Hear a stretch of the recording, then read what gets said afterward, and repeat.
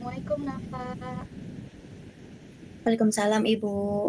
Selamat datang ya di sesi konseling kita. Perkenalkan, saya Rizka Alma, konselor di sini. Nah, sebelum kita mulai, saya ingin menjelaskan sedikit tentang peran saya.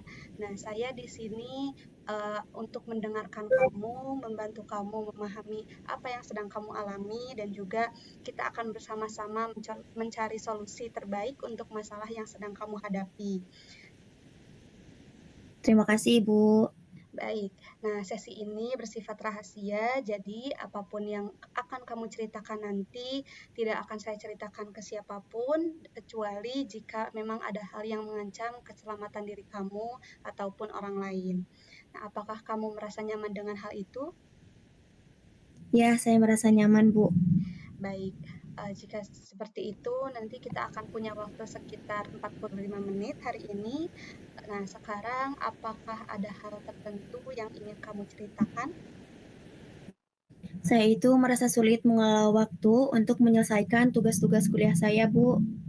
Baik, terima kasih ya sebelumnya kamu sudah cerita.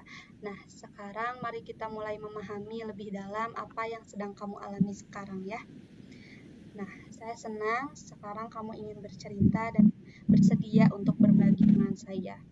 Nah, bisa kamu ceritakan sedikit lebih banyak lagi tentang situasi yang sedang kamu alami sekarang? Saya itu merasa kewalahan dengan banyaknya tugas kuliah. Saya juga tidak tahu harus mulai dari mana Bu. Oh, seperti itu ya. Nah, sepertinya ini benar-benar membuat kamu tertekan. Nah, apakah ada saat-saat tertentu yang menurut kamu terasa lebih sulit untuk dilakukan?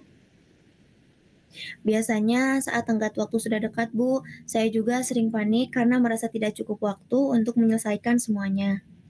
Baik, nah saya mengerti ini sangat berat ya untuk kamu. Nah, mari kita coba untuk memahami apa yang sedang terjadi dan kita mencari cara ya untuk membantu kamu. Nah, sekarang kamu kan tadi menyebutkan bahwasanya kamu sering menunda sampai dengan tenggat waktu. Nah, menurut kamu apa yang biasanya membuatmu menunda-nunda? Saya sering merasa bingung harus mulai dari mana. Jadi, akhirnya saya memilih untuk mengerjakan hal yang lain terlebih dahulu. Oh, seperti itu ya. Jadi, perasaan bingung itu sering membuatmu sulit untuk memulai ya. Iya benar Bu, rasanya tugas itu terlalu besar untuk saya tangani sekaligus. Itu hal yang cukup umum terjadi ya, ketika kita merasa eh, terasa besar atau terasa berat tugas tersebut, wajar sekali jika muncul perasaan takut untuk memulai. Nah, bagaimana perasaanmu saat ini setelah menceritakan hal ini? Sebenarnya sedikit lega bisa mengungkapkannya, tapi saya juga masih merasa bingung harus bagaimana. Baik, eee, terima kasih sebelumnya ya sudah cerita tadi. Nah, sekarang kita akan coba untuk mencari cara, agar kamu bisa mengelola tugas-tugas itu dengan lebih baik ya.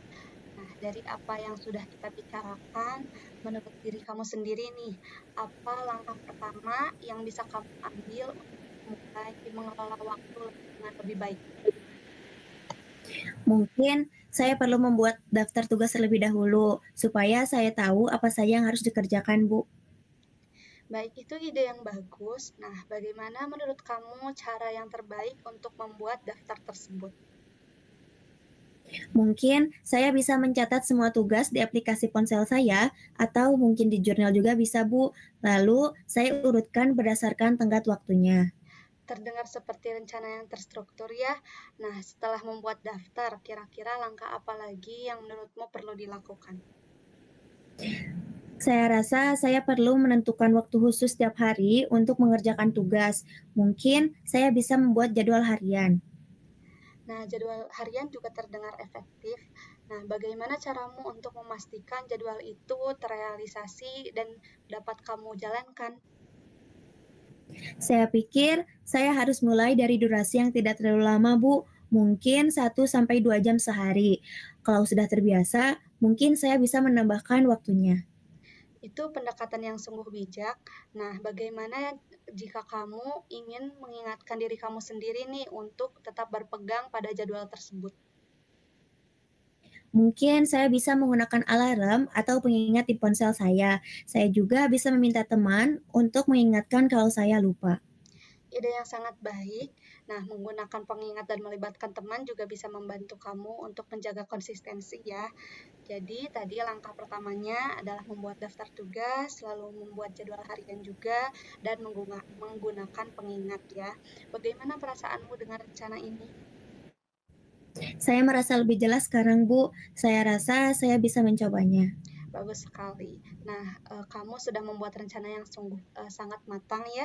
Kita bisa bertemu lagi di minggu depan untuk mengevaluasi bagaimana rencana ini berjalan. Apakah ada hal lain yang ingin kamu tambahkan atau ceritakan lagi? Tidak ada, Bu. Terima kasih banyak atas bantuannya. Sama-sama Nafa, saya senang sekali bisa melihat kamu mempunyai motivasi untuk mencoba. Sampai jumpa di minggu depan ya. Assalamualaikum warahmatullahi wabarakatuh. Waalaikumsalam warahmatullahi wabarakatuh.